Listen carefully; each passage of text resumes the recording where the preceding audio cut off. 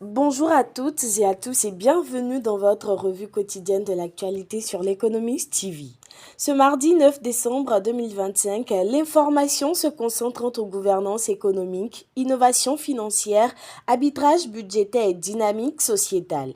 Des points qui, chacun à leur manière, éclairent les trajectoires en cours en Afrique de l'Ouest. À la une de l'Économiste du Bénin, un pas supplémentaire vers une meilleure lecture des économies régionales.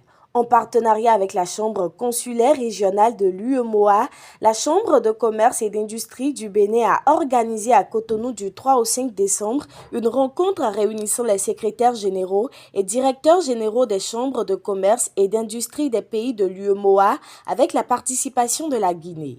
Au cœur des travaux, la mise en place d'un observatoire économique commun destiné à moderniser les outils de veille et à renforcer l'analyse des tendances économiques dans l'espace communautaire.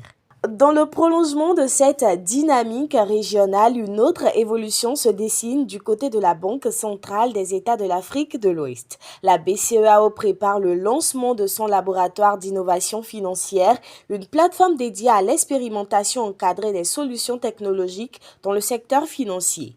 En amont, un atelier régional est prévu ce mercredi 10 décembre 2025 afin de poser les bases opérationnelles du dispositif avec l'ensemble des parties prenantes.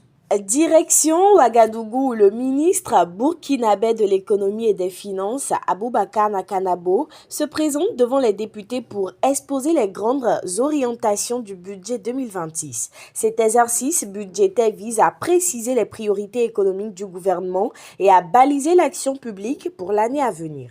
Abidjan à présent. La Côte d'Ivoire a vécu hier 8 décembre 2025 l'investiture du président Alassane Ouattara en présence de plusieurs délégations étrangères. Une cérémonie à forte portée publique et diplomatique qui confirme la place du pays dans les équilibres sous-régionaux.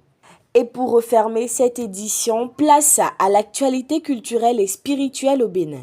La Fédération des Églises chrétiennes évangéliques du Bénin a célébré ses 20 ans d'existence à Cotonou en présence des responsables religieux venus de plusieurs pays.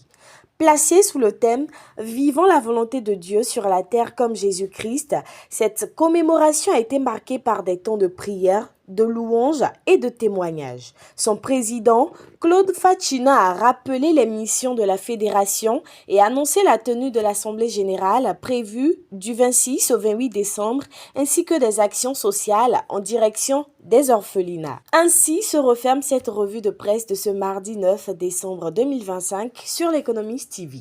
Une actualité portée par des initiatives économiques, des choix budgétaires et des expressions citoyennes qui dessinent, jour après jour, le visage de la sous-région. Merci de votre fidélité, excellente journée à tous et à demain pour un nouveau point d'actualité.